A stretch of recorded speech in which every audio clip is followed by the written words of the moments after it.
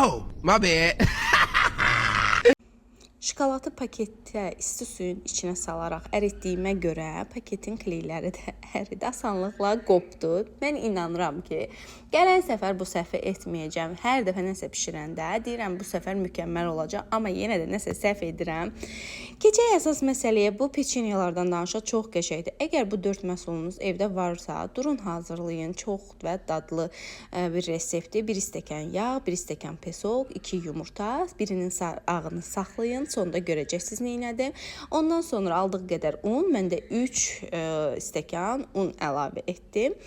Sonra isə belə xəmir kütləsi alınır, kündələrə ayırdım, yumurtanın ağına batırıb, evdə nəyiniz varsa batıra bilərsiniz, istəsəz heç batırmayın.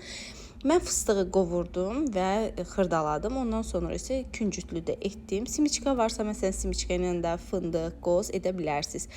Ortasından belə dəliklər açıb, ən sonda da şokolad əridib tökürəm.